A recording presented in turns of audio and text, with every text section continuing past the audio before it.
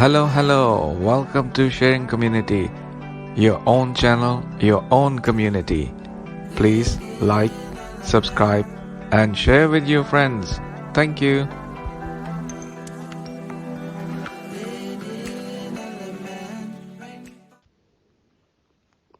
Hello everybody, I am Alexandra. I am a member of Sharing Community and you can find more about me on www.theblindsoapmaker.co.uk. Well, it's a cold day today, it is dreary, and I thought this is the best day to do a makeup video. Now, we have already had how to put on lipstick as a blind girl, but I am going to attempt to do all of my face today. I used to do makeup every single day. Okay, I used to do makeup every day because I used to wear it every day for school and I used to be very self-conscious. As you know, I love my skin. You should be comfortable with whatever skin you happen to have, whether it be dry, oily, or different combinations of skin, whether it's black, white, pink or purple, whatever skin colour you have, you should be happy and comfortable with it and look after it. So, the one thing that I put on as a primer, and it's really cheap, it's not the best primer in the world, I grant you, but I put on my own moisturiser and then I put on some ordinary sun cream that you can buy in the shops, like Factor 70, Factor 40. And the reason why I do this is because I don't produce that much melanin on my skin. Producing melanin is really useful for fighting against cancer or, the possibility of sun damage, which can lead to different types of cancer. But the other great thing that I find about most sun creams is that they're extremely tacky. And as a result of them being so tacky, they are brilliant when it comes to putting makeup on. Now, the makeup I'm using today is the Body Shop, okay? It's within my price range for now, but that doesn't mean I'm not open to trying other makeup brands or types of makeup. Okay, so there we go. I'm really hoping that you can still see my face. Now I've got all my hair out the way for this video. So I'm going to reach out and grab my foundation. But in thinking about it, in order to reduce all of the fallout from when you put on your eyeshadow, I think I'd better do my eyes first and then I can wipe that off, okay? So unfortunately I do not have a makeup brush, which is a bit of a pickle, I grant you, but I do have the Body Shop's little makeup compact here. You probably can't see that, but I don't really want to tip it up because I don't want it to go absolutely everywhere. But I'm going to choose the lightest shade just because I want it to go with my bright pink lipstick here, but I do not want it to go absolutely everywhere and look utterly terrible. So I think I might do like a really dark face and then put something really light on. So I'm going to use one finger here to do this base. I'll put that on. And because it's highly pigmented, I am not going to load my finger up too much. I am going to spread it and just hope for the best. You've got to remember I am not a makeup artist. So I'm going to go with this really dark base and I'm going to put that on first. Going from the corner of my eye outward because I have quite hooded eyes, and then just above the brow, like on the brow bone and round and into just the edge of my eyelid.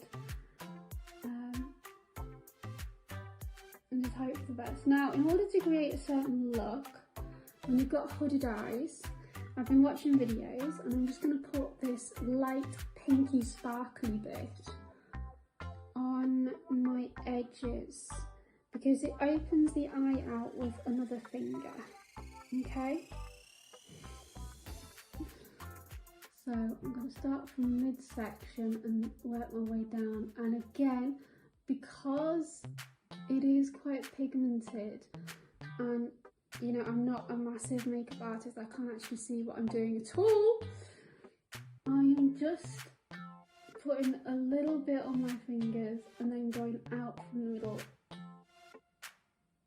out onto the edge, but not too much onto the edge. Right, okay, here we go then. I'm gonna wash my fingers. So now I'm gonna do my eyeliner.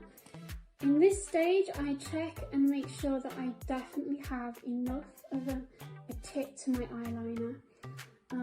I don't do it every time because obviously you don't want to have a huge tip and find yourself breaking the tip just by touching your skin. I first find my nose and my cheekbone.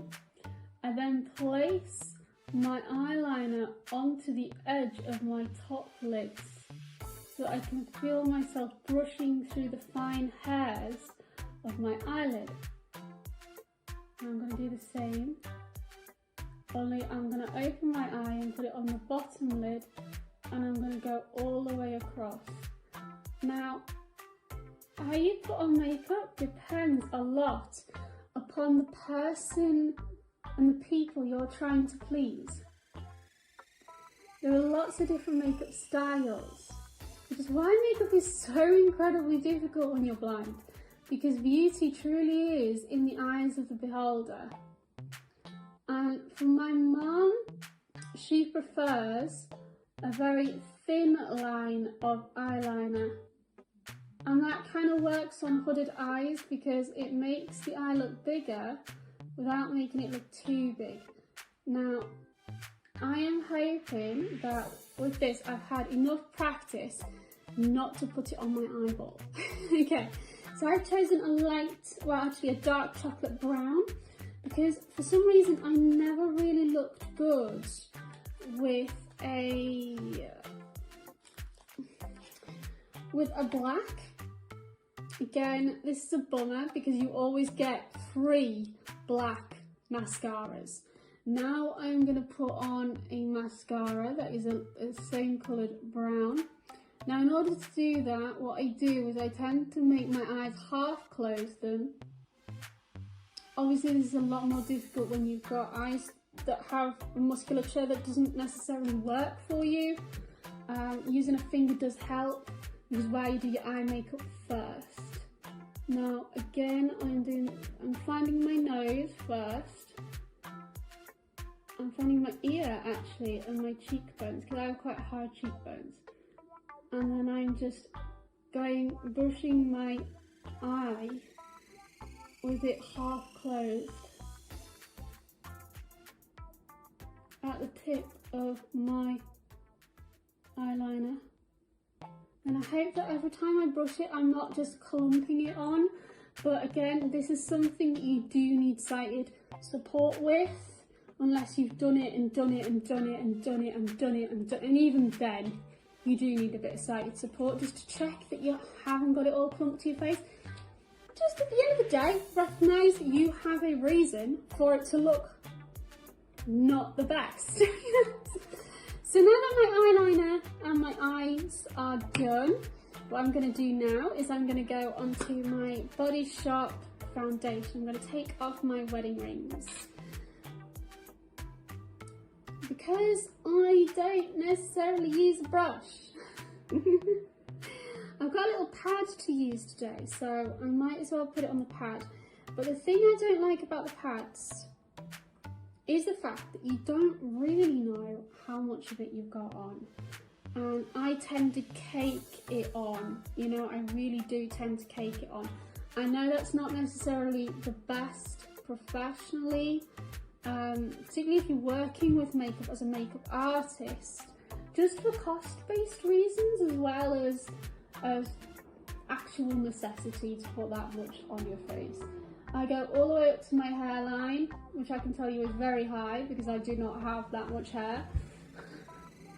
And then I go all the way to under my eyes with this pad, and I go all the way around. Not everybody likes using a pad, so using your fingers, really not that bad, okay? For everyday makeup, using your fingers is really not that bad. And at least you know how much you have in certain specific areas if you've used your fingers. But I'm doing a makeup tutorial and I do not want makeup your fingers constantly over every piece of makeup I put on. So I'm hoping that that has given good coverage.